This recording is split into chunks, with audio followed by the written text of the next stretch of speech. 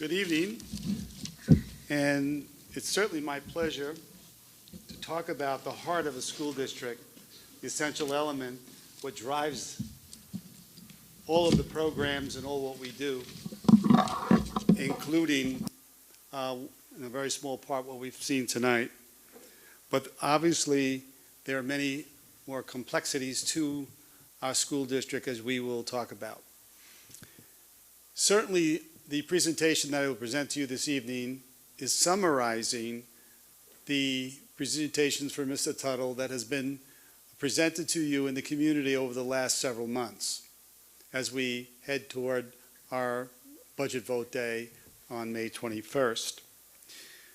However, there have been some changes to some of the anticipated amounts of money to receive, and here on the first slide tonight is our foundation aid. And toward the left there, when we talk about aid runs, those are what the governor has proposed, and usually comes out shortly after the new year, and he did that, indicating that we would be receiving approximately $1.4 million in foundation aid in addition to last year. And of course, then over that period of time between that January announcement and what happened this past week on April 1st, as the New York State Constitution indicates that we must have a state budget in place, and the legislators stayed up all night, we understand, Sunday evening to make sure that they met that deadline.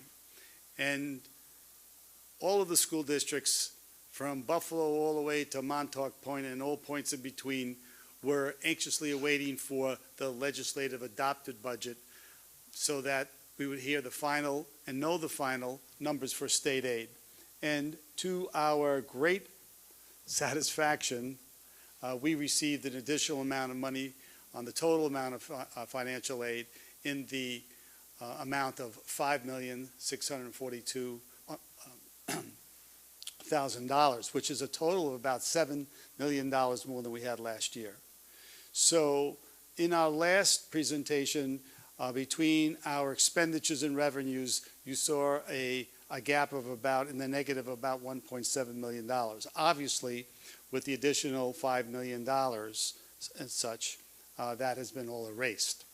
So that's what this first slide is all about, the difference in what the governor had proposed in January and what was finally approved this past April 1st in state aid, in foundation aid, in particular in our school district.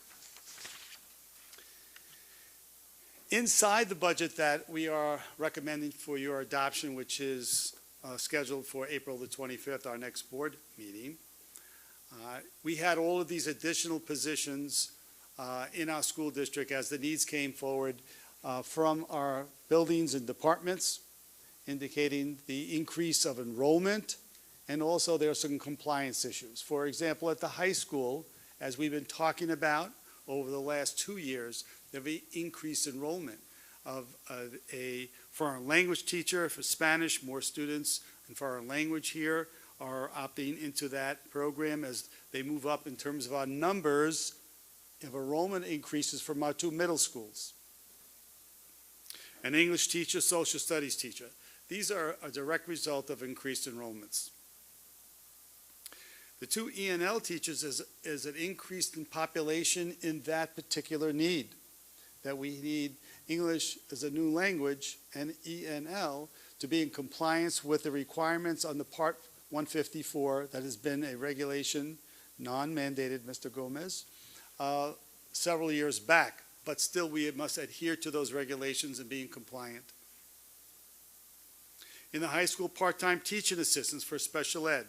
As I presented to the board several months ago, as we looked at the needs of our special education department programs at the high school, we revamped several programs. We were non-compliant with some of the ratios, and we wanted to become more compliant and be compliant in each one of those programs that required, and is recommended by the teaching staff, additional teaching assistants, similar as the transition we have from our summer school 12-month program to the program throughout the school year to provide the support necessary for the students that need these services to level the playing field, if you will, so that they have an equal chance and opportunity to understand whatever their reason or disability that they have been in these design programs for.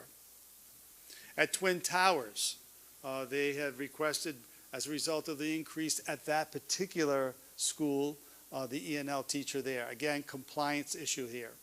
Twin Towers, a math teacher, grades 7 and 8, and also the English teachers. They are now approximately 950 students in that building. That is the highest number that I can recall in the last 10 or 12 years. The increase coming from our elementary upper levels are moving up the grade levels, and eventually that number at the Twin Towers, as well as Monhegan, who is in the 840 range of enrollment, which is the largest enrollment they've had in, again, over 10 or 12 years. So the population at our two middle schools have really increased significantly, which obviously impacts the teacher-pupil relation and ratio. As we move towards what we had tonight, a strings teacher is necessary there. More and more of the students, as the enrollment increases, are opting for our encore subjects. And certainly strings education has been a very popular at the elementary level, and they're moving up into the middle school. We need another strings teacher, orchestra teacher, if you will, at Twin Towers. And again, the art teacher at Truman Moon, in terms of providing the appropriate assignment to that program, even though there are limited number of students there, obviously we still have to provide the core curriculum requirements of the state of art and also the preparation periods for teachers through their specialists, and this is certainly one, and also to provide some assistance over at William Carter. So that particular position will more than likely travel within the week to two schools to ensure that we are commensurate with the teacher-pupil ratio in that particular area. Obviously, we're asking for an elementary teacher, full-time at Carter. More than likely, it will be in the upper grades because that's where the bubble is now in 3rd and 4th grade this year, moving up to next year. But that still is up in the air as to exactly where it'll be based upon the final numbers of program. As you know, there are many special education students in that particular building for program design, but we are trying to make sure that we have an appropriate number of our ratio of students in our classes as we try to maintain that target that we set many years ago in K through 2, 18 students per those early education programs, as well as in grades 3 through 12, we try to use a target of 25. Now, I'm not saying that every classroom has those targets, but those are the goals, and in Carter, they are exceeding those, and we're trying to minimize and get more in line with other schools throughout our school district.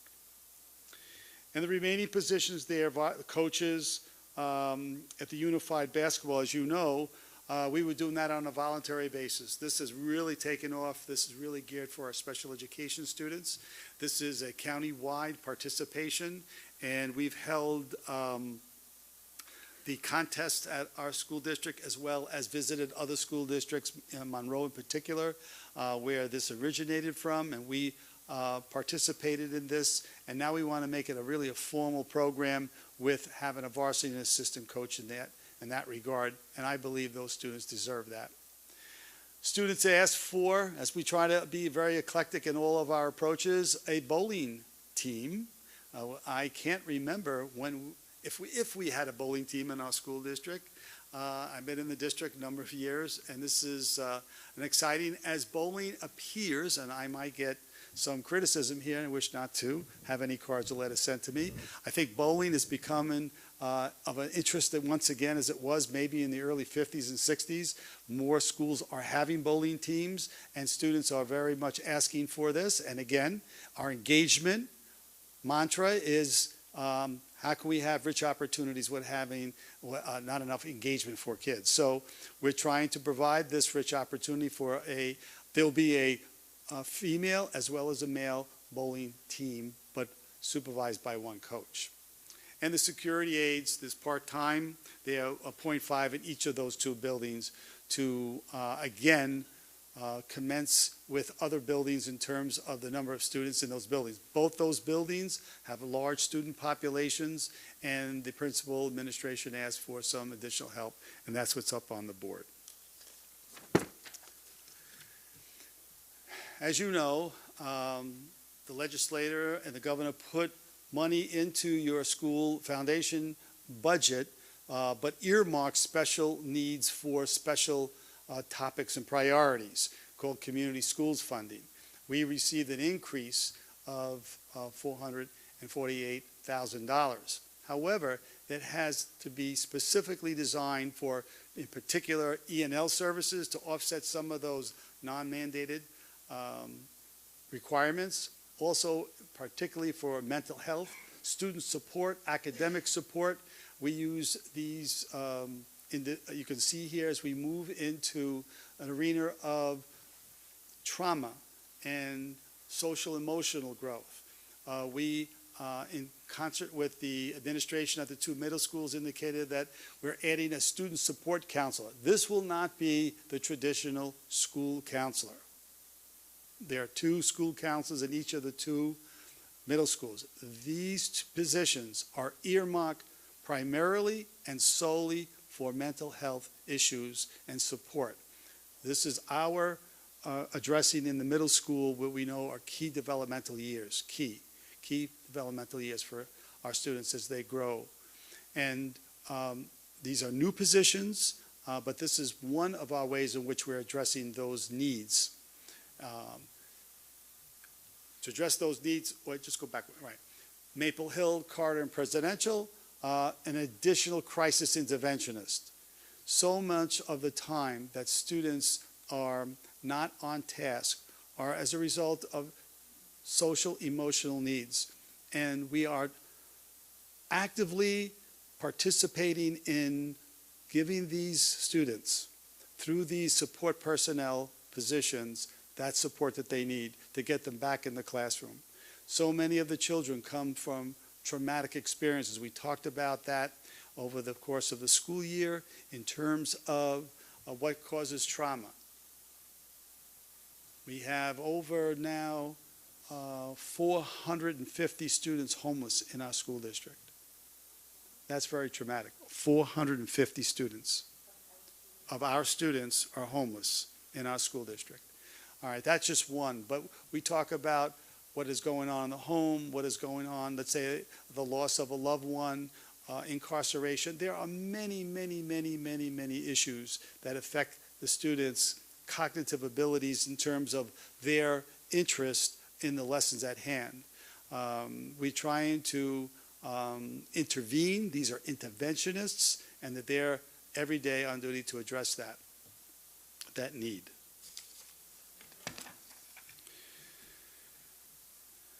Also, we talked about, as we have over last year and this year, increased the number of staff in security. And as a result of that, it has become a burden to the assignment that is currently assigned to one of our district-wide administrators, the oversight of the security staff in all of our buildings. And therefore, the demand by the county and state to participate in workshops, in the nuances coming down in terms of regulations, what is appropriate, inappropriate ways to handle security issues, is taking an enormous amount of time away from that person who's assigned this currently.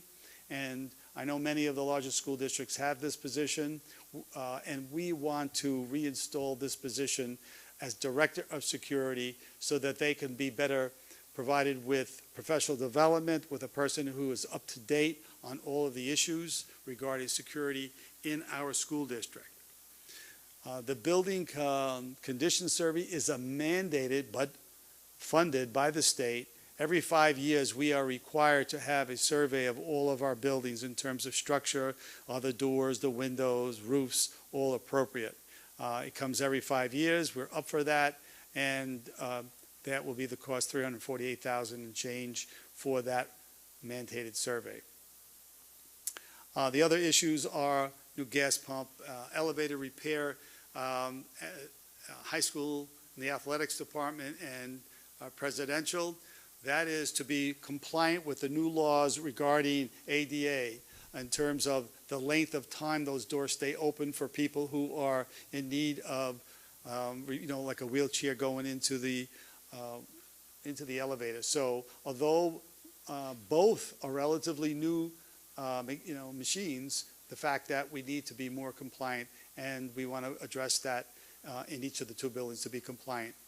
The last one, the elevator, is a very, very old elevator, bringing food up from that ground level where the food prep is up into the levels to distribute out of Twin Towers.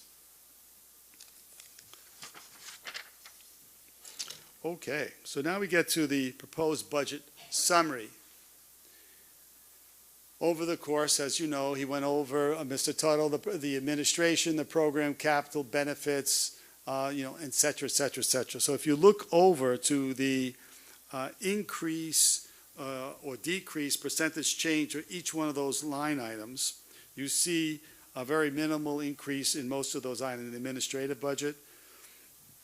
In the program, it's the instructional program, 7.76, but a decrease of almost 13%. And that's because of the track. If you recall, we used our own district funds last year to take care of what we needed to do at the track, and therefore we didn't have to do it this year, and there's a decrease in that line item. In benefits, he talked about the benefits, the SROs, there's a 3.83% because of contractual.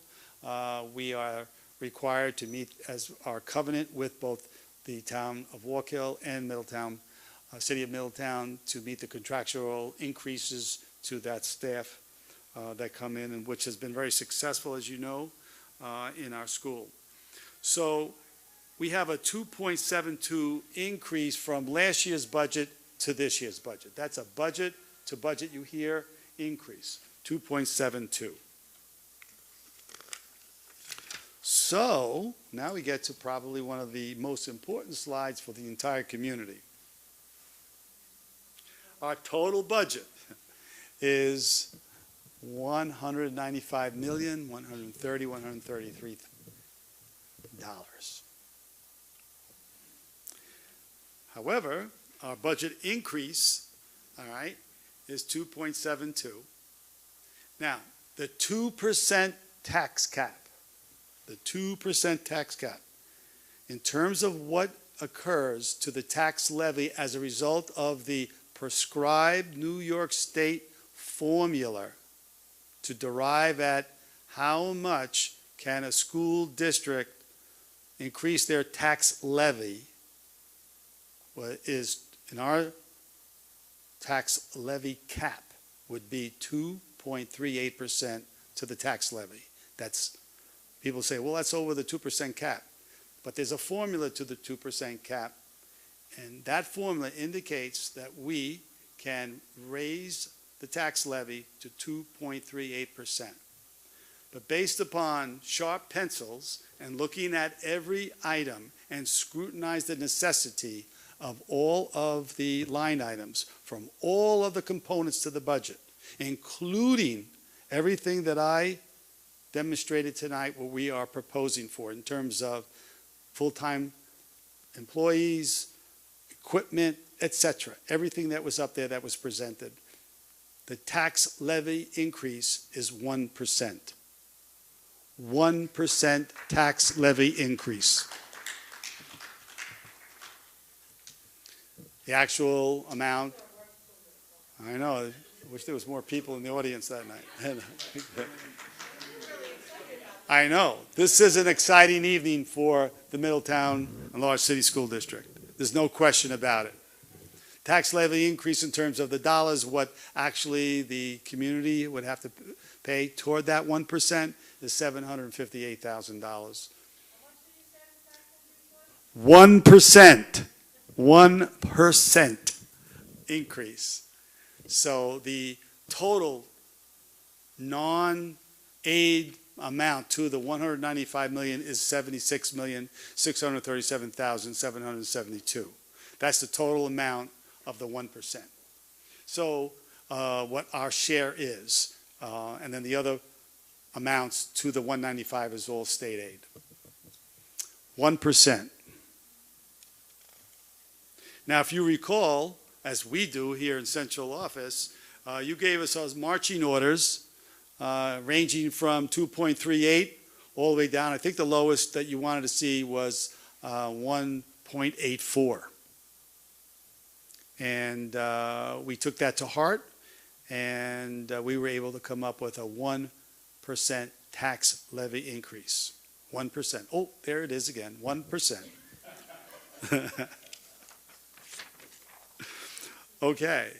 So again, the budget adoption, so you have 2 weeks or so to mull over the proposed budget to you, and we will take all questions to that, Mr. Tuttle and I, and you are required to adopt the budget on April the 25th. The budget hearing follows at May 9th, and of course, as I mentioned, Super Tuesday, as they call it, budget vote for the entire state on May 21st. So, do you have any questions? Oh, there you go. 1%, where the red arrow is. I didn't want to be so quiet about it. Hi. Any questions? Would you like to go around, Paula? Thank you. So yeah, now this is a very different 1%, isn't it, than we've been hearing about in the news. So I'm really excited. I'm really excited about this, and I think that tremendous budget, the way it was prepared from the beginning. Even when we thought we were going to be a little higher, you know, we really thought it was a tight budget. So I think we, with the state's help, we're very fortunate. However, sustainability. The state giveth, the state taketh away. So one of the areas where I think that we've been with the community schools, and I remember when I first brought this back years ago from New York State school boards and the concept of it, and I was so happy that we were able to be a part of this. How sustainable is this if this community schools money should one day go away? How are we planning for the future? We are, because we sat down in Mr. Tuttle's office and I asked those very questions. I'm sure you did. Because obviously we all like to keep the taxes as low as possible. Each one of us, regardless of where we live, obviously what taxes we want to pay, we want to keep the lowest tax rate as possible. And we're looking at the programs to make sure that we can handle, even though if we lose some of that revenue in terms of the community support, we may not add on next year and keep these in our budget. But right now, the state is committed to this because of the issues regarding the social and emotional welfare of children. This is critical. I know the two legislators that we spoke to, Aileen Gunther, as well as Ms. Metzger, were very, very supportive of this, and I don't think that there would be a significant drop in that. Now, if you remember, they have done this concept before where they provide you foundation aid and they target, earmark it for certain areas, right? But as we are staffing here, we think that this should take care of our needs, for the next year or two. But we are very, very careful about where we are in our reserve accounts so that we are not going to be in a very deficit mode next year if the aid that comes to us, let's say we had a $7 million increase in aid, we are anticipating not that amount next year. So we already made plans about what would it look like, what would our district need to look like without massive cuts and things of that nature that gets everyone very concerned. You're welcome. Rose? Thank you, Mr. Perino. In the past, I said, and I'll repeat again, I'm very pleased with the way the budget was done this year, and I'm also very pleased that it's a 1% tax increase. Thank you. Thank you. Mrs. Suggs.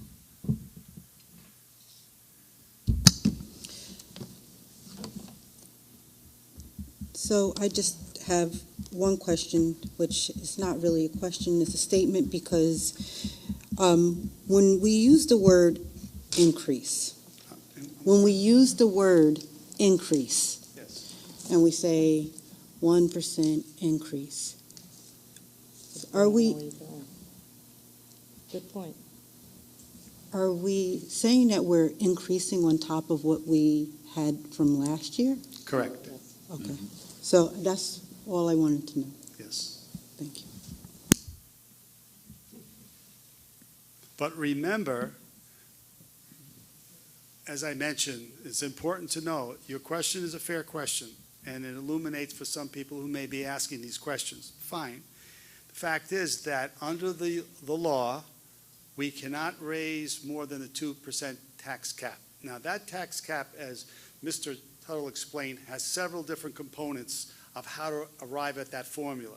And under our finances and our structure, based upon our needs and population and capital and improvements, all the different parts of that formula, we could have raised and stayed under the 2% cap by increasing the tax levy by 2.38.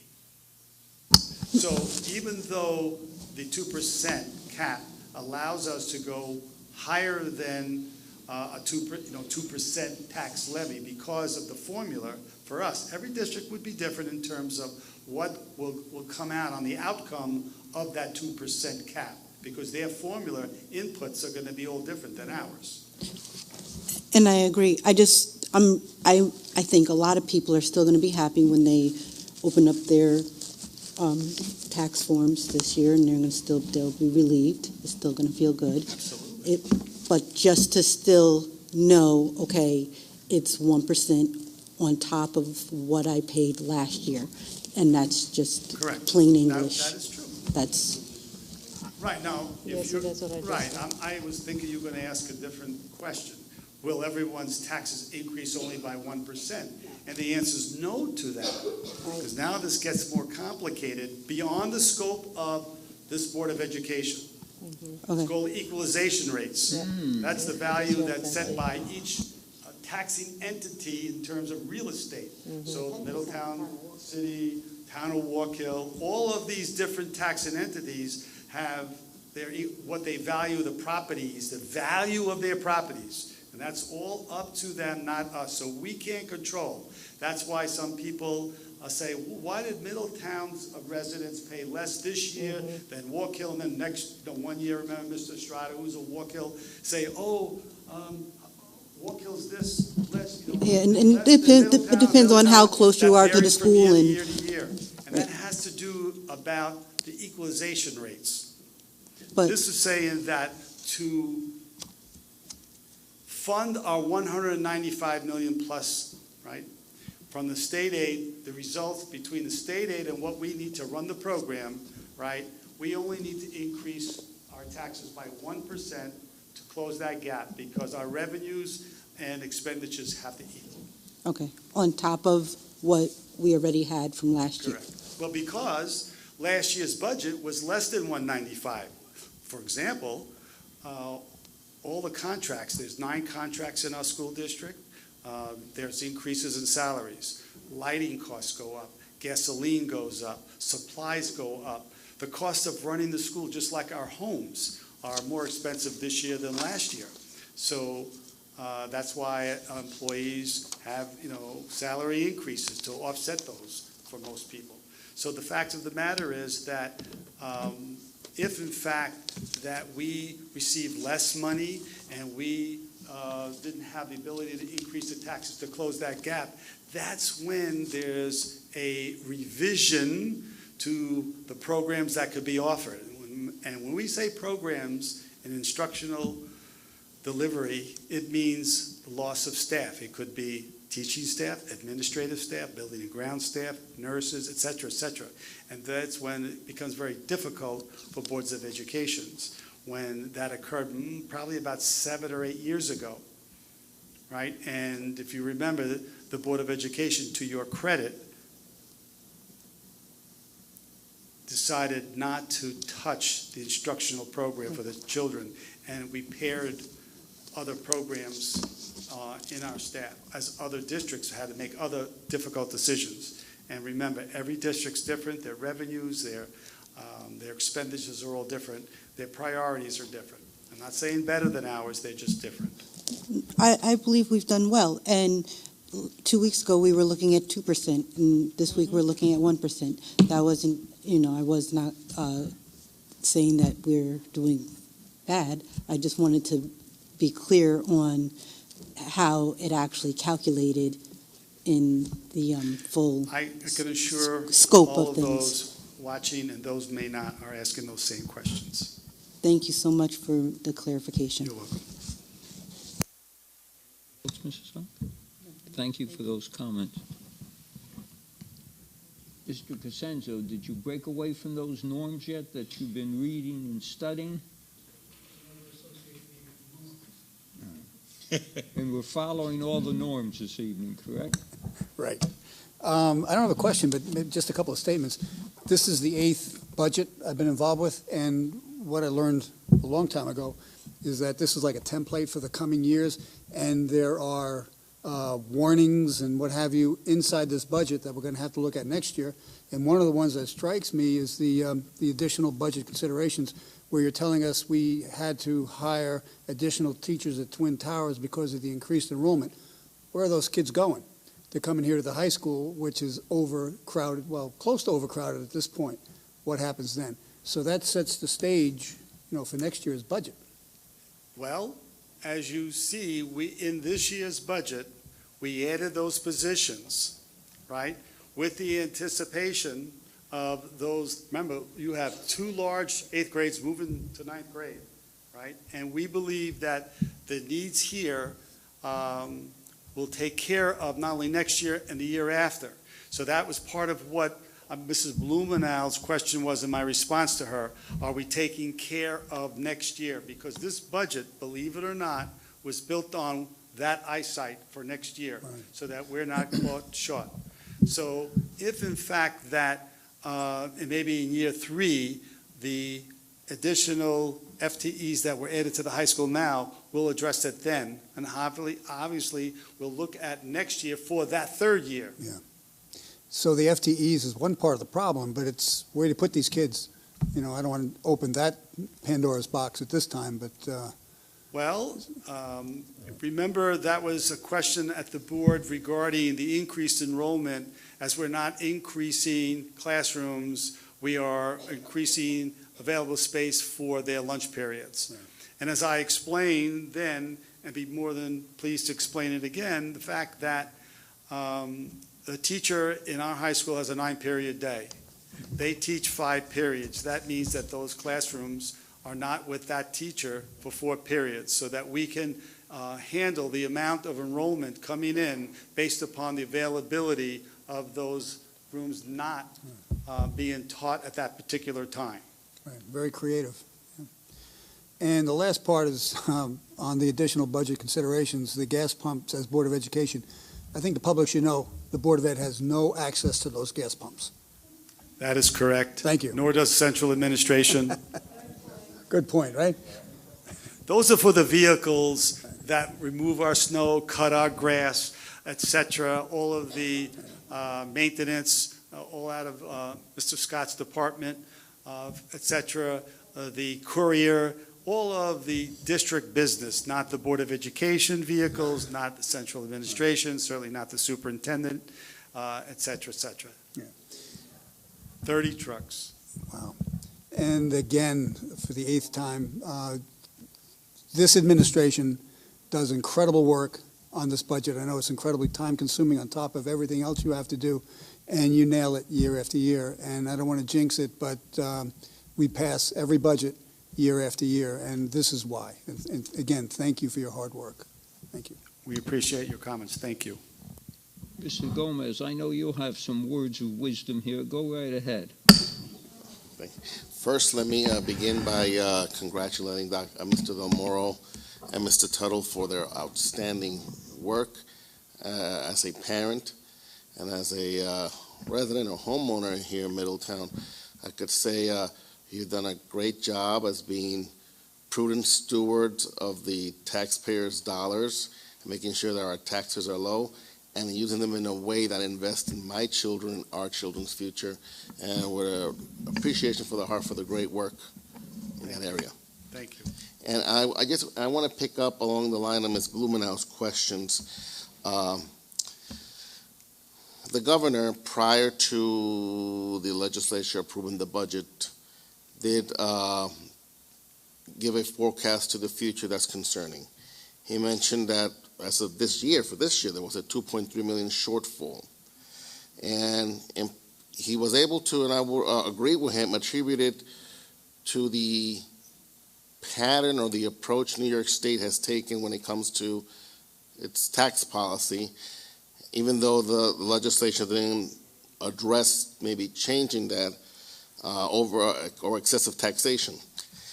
And I don't think next year will be a year to be worried about, but after the following year, after the presidential elections, that's when we may see, I think, a little more calamity.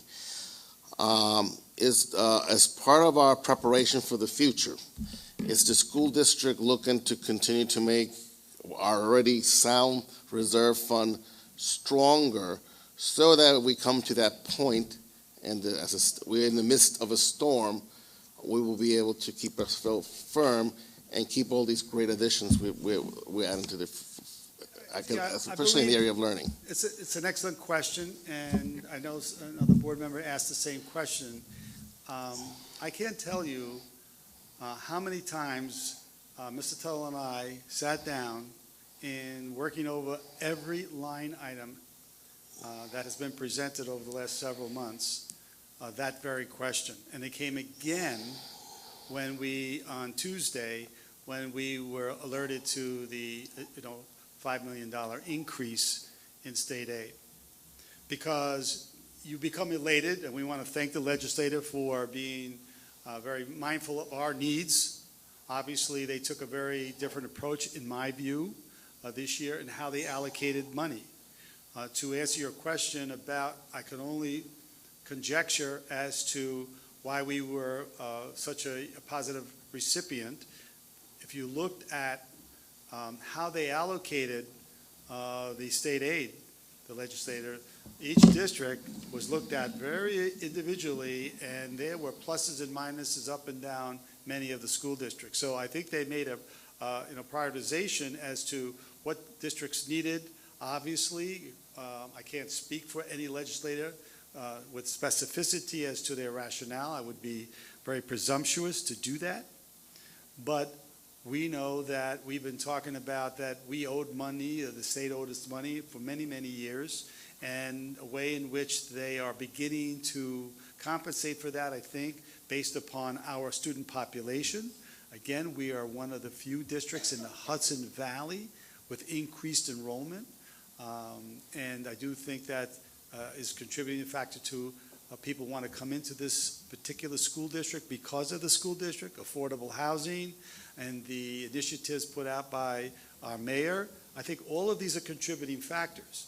Now, as far as the future holds, we can only surmise what will happen in the future after the elections is usually a downturn in these allocations. Certainly, it's the part of the political cycle. However, we have to be very prudent and scrutinize what we can perhaps pay for and use in terms of supplies, materials, and repairs. For example, if you said to me, are the doors not working? I'll give you an example, and probably some may disagree with our rationale here. The doors to the elevators in the high school and at presidential are working. But we want to be compliant, and as a result of this aid, we can take care of those now, not when it becomes necessary, when we don't have the money, and we say, ooh, we may have to spend $30,000 on these doors now because they are certainly not working to compliance, and we don't have the money, so we may have to think about eliminating something we don't want to. So this is an example of being foresight in terms of what we have available now for a need that's going to be beyond today. Thank you for the answer. One more question. This year's budget overall did increase aid for municipalities such as cities like Middletown, Port Jervis, Newburgh. But one area of major storm or debate in Albany was it did include severe cuts, although parts of them were restored, but they include severe cuts for most of the towns and villages, which are the majority of the municipalities of Orange and Sullivan County. Now, there are areas where I believe we co-share expenditures. For example, with the SROs, Town of Wallkill contributes. Do you, at this time, you have any concerns that with the cuts to AIM, that's the program, the aid to towns and villages, will in any way offset the support we got from the Town of Wallkill for important programs, for which I think like the SROs? No, I don't. I think they're separate because we're paying for those. Okay. In other words, they added the SROs, but we're paying through probably almost $800,000, very close to that if you remember that line item on the SROs. It was $780,000, something to that effect. And the fact that we're paying for them, we're hoping that, as you, I believe, have articulated 7 times previously, that if we could possibly have that extricated from our tax cap money, that would be helpful to us. But as far as they receiving less money, would that negatively impact the SROs? It would only impact them negatively if we decide as a school board, for whatever reason, and I'm not suggesting we're doing that, we're talking hypothetically here, I want to be very clear here, that we would not be able to support those programs. That is why when we instituted this program last year, we were talking about instituting the programs last year for SROs. I believe Mayor DeStefano and Mr. Diane, the town supervisor, really wanted a asbestos commitment as possible when they came to see us personally about continuing the program, because they're hiring that person with the understanding that we are paying for it. If we pull back, then what are they going to do with that person? So we said that every year it's an annual budget. They know that. They have an annual budget, but they just wanted to know what our philosophy was. Anything else, Mr. Gomez? No, thank you. The only thing I would just add was Do you that, have any other questions? no, my questions are over. Any other recognitions? Because we're not going to have those tonight. Individual recognitions? We're still doing the budget, I think, right? Didn't we? Oh, we're doing the budget now.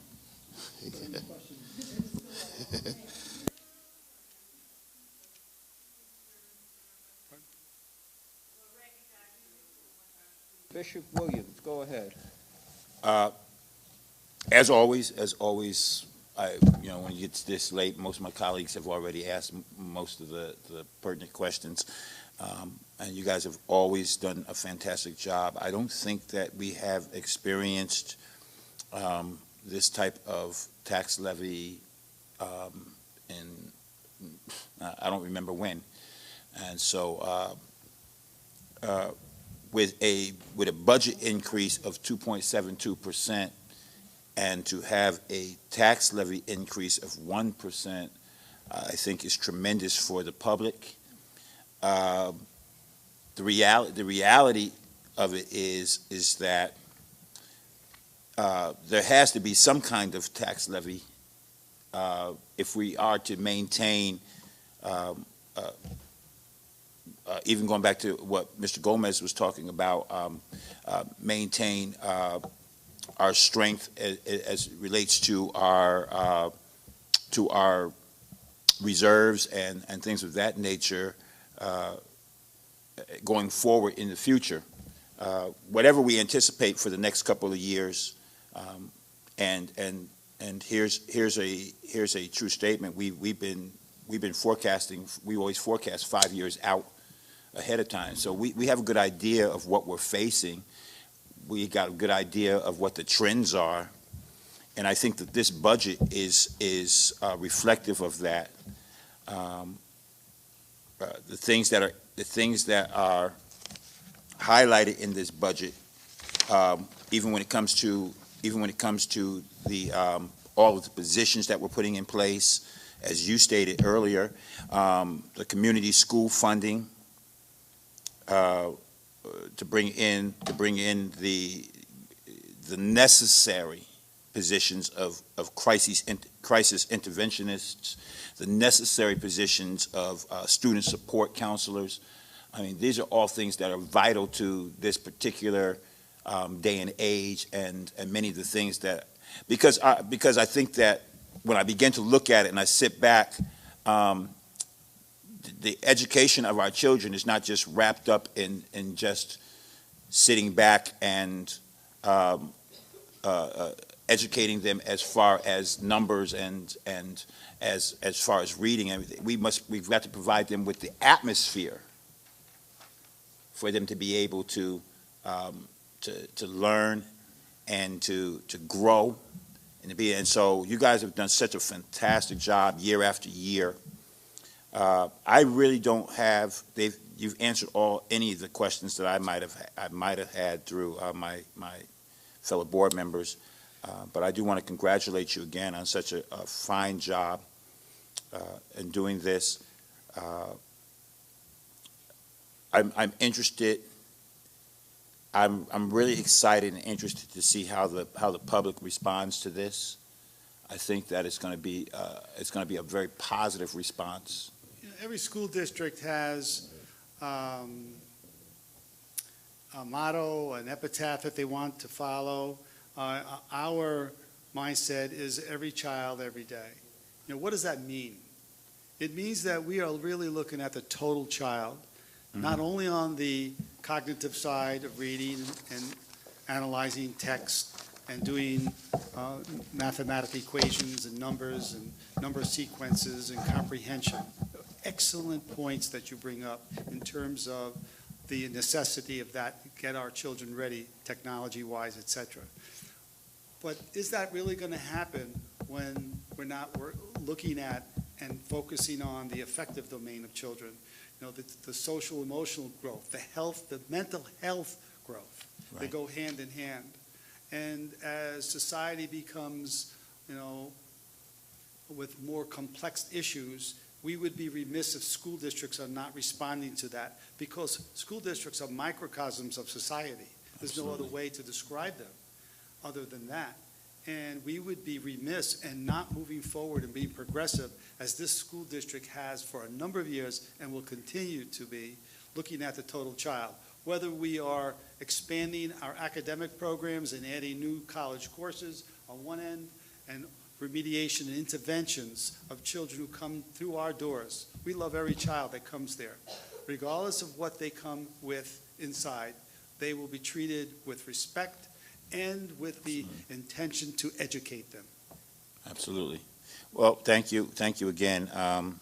Good job to and congratulations to you and the administration. I'm looking forward to the community input and the response from the community. I think that this is again going to be very positive. I intend on promoting this over the next couple of weeks, so that everyone will be aware of what's going on. Because we don't have a lot of community here in the crowd tonight, of course, but I think that this information needs to get out so that they are aware of how hard that you all work to make this happen. This just doesn't happen by just sitting down with a calculator. This didn't just start when we stepped into January. This started last year when October. And so even I think even prior to that, because again you have to forecast what's going to happen. Well, in that terms, yes. Yeah. But when we started to get a feel, Ms. Gomez talks about all of the projections from the deficits that the governor's talking about. So it starts then. Yes. But we start to get the the needs of the district early. That's what I'm talking about. To start assembling what do we need, and how much money we need to answer that need, and what is our revenues, what are our expenses, and stuff like that. Yes, Absolutely. this Thank is you. not done overnight. Certainly not. Thank you so much. Appreciate Thank you you. all. On behalf of our staff, I thank you. Just a couple points here. Mike, how much in the unassigned reserve?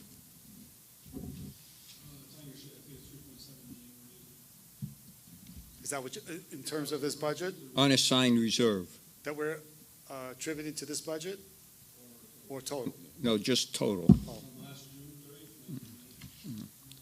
So the truth is, if you wanted to take all the reserve money, you could have a 0%, and you could have a negative percentage. That would be absolutely the wrong thing to do, because we've seen instances where we needed the money. A large water heater goes. That's not a $1,000 job. The roof, a roof. There's so many things in the district. When you're talking about all these buildings, it's a very complicated district in a sense. So we're on the right track here. People raise a question. Kevin raised a question. Are we preparing for the future? And you always have prepared for the future.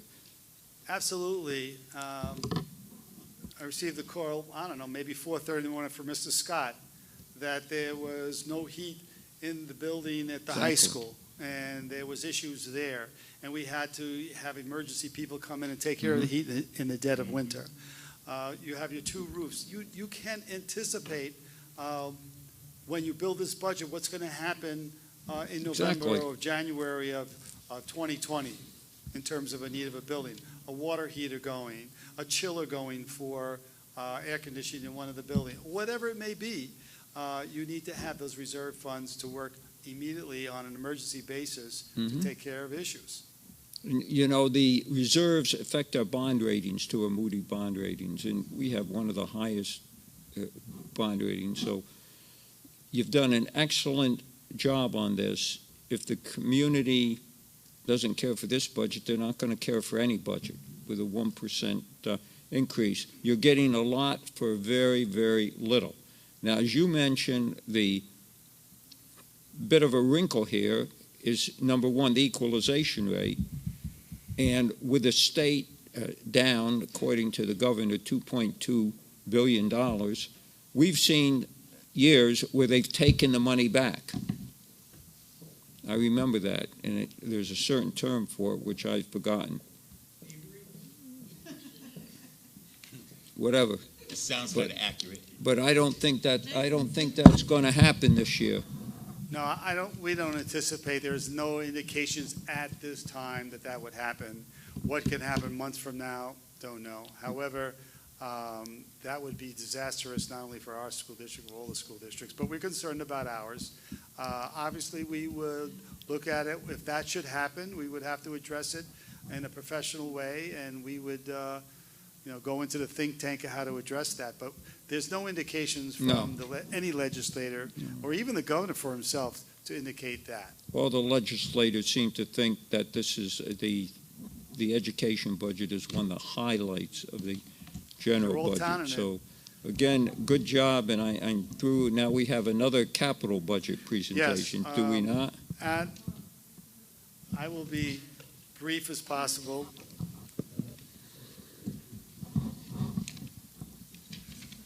All right. On May 21st, on Super Tuesday, all of the school districts will be voting, including our community, on our school budget that we just proposed to you. But in addition, there'll be another target to vote on, and that is our referendum. And therefore, it must be presented to the community so everyone understands what it's about as we move to improve our environments. I will do the necessity here. They're going to ask me in a few minutes here. These are what parents and staff have been asking for, and also needs in our school district in terms of air conditioning in a very efficient manner. We heard earlier this evening, BOCES is doing that in several of their buildings, and certainly we're trying to upgrade our buildings to do that. At Maple Hill Annex, where we have our special education program there, we're going to institute units, window units, and other, not window units, ventilation units in our lower level there in the classrooms for a projected amount of a little over $2 million. At William Carter, a combination of ventilation and upgrades, replacements and their up relief. Again, these are all efficient units in terms of providing cooled air, not only in the months that are going to proceed to the end of the school term, but also, as you recall, we had a very significant heat wave last year that lasted over 10 or 12 days.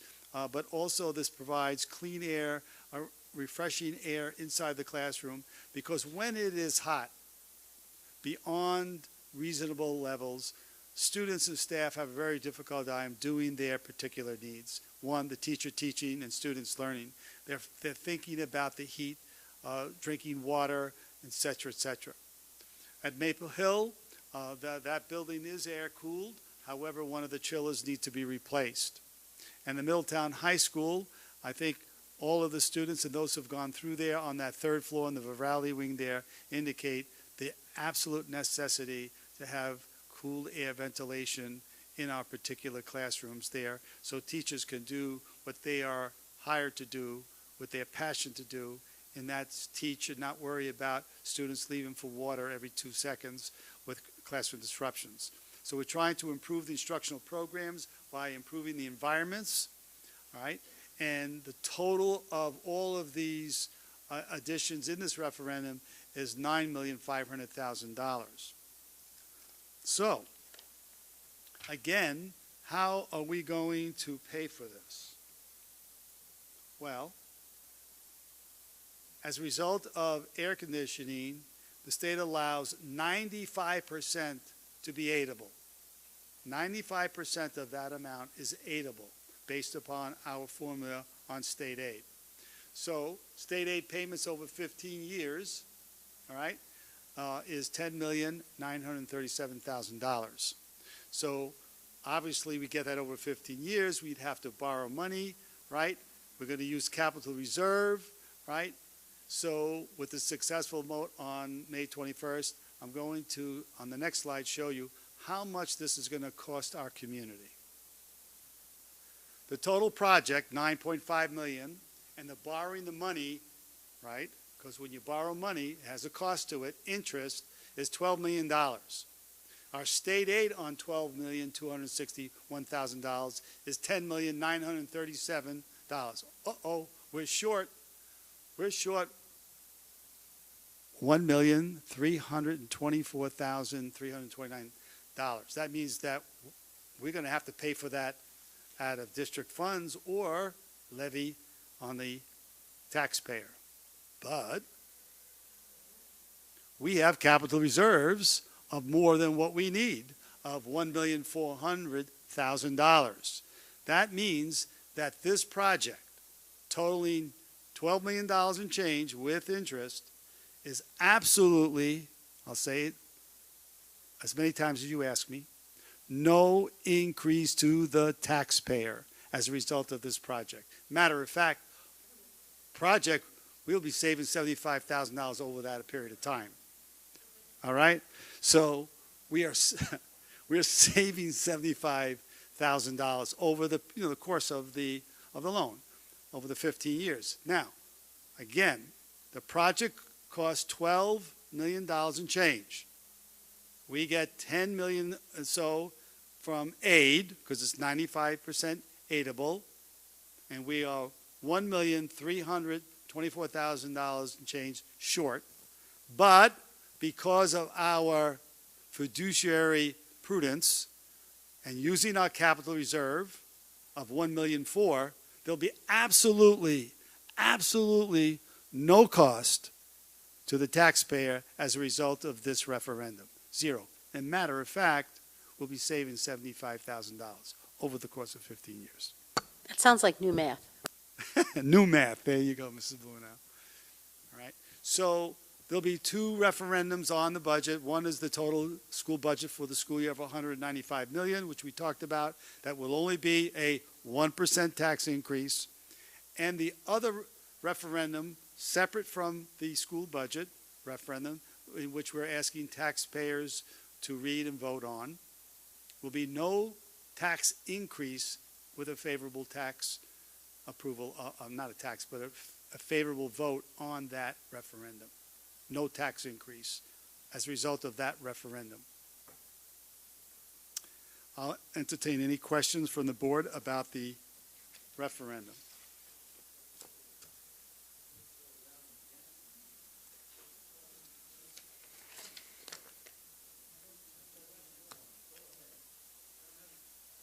I don't have any questions. This was explained to us, last session and in other conversations. It's getting so late, my tongue's not working. But I understand, no tax increase. That's the important part of it. No questions. With respect, I think it's a great endeavor. No new taxes. That's the way to go. That's the way to go. I wish the leaders at Albany will learn from us, because New York will be on the right track. While you're on the line, I want to compliment your Fair Funding Committee and keep going with it next year so we can have this type of budget for the next few years. Thank you so much. And I know the resolution's coming up. The legislature, with respect to unfunded mandates, there was legislation. Unfortunately, it wasn't voted on or approved, but nonetheless, there are voices, and it's a battle to continue. Everybody says they are in favor of eliminating them, but we need to get more people to step up to the plate. And my hope is that we'll be able to see that in a bipartisan manner, because once that threshold is reached, I think we could see in the future meaningful, comprehensive elimination of unfunded mandates, which will be a boost to the economy, not just of school districts, but also towns and villages and municipalities, and tax relief, and the ability for our school districts to have greater flexibility in investing the public money for the good of our children. Thank you. Please focus on that, but more so focus on the money that's owed to us. Yes, and our resolution does address that, and we're calling on Albany that nice job, we're giving us a significant increase, but the work has just begun. We want to make sure that we receive all the funds that are due according to the formula that's in place, and we owe quite a lot. Yes, Thank you. We are owed. Let's see, we'll continue going around here. Mrs. Blumenau? What Mr. Gomez said, and zero levy for our capital improvements, Correct. and 1% for our budget. Correct. I got it. It's good. Thank you. I agree Mrs. with Mrs. Tobias. Blumenthal.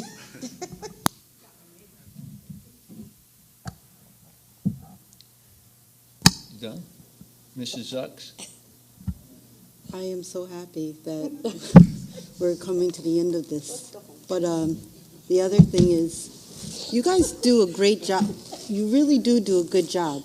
And I wanted just to say that with Mr. Tuttle, I am so happy. And I was just saying to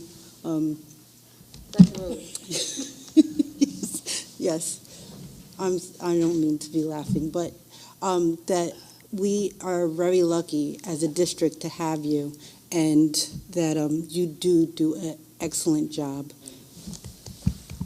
Bishop Williams? What they said, I'm in agreement. All right, thank you.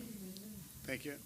It's important to know that, Mr. Tuttle does spend a lot of hours crunching these numbers, but it's certainly a concerted effort in working with all departments, his ability to interface with the building principals, program directors, Mr. Scott, a very large component of the school district, et cetera, et cetera.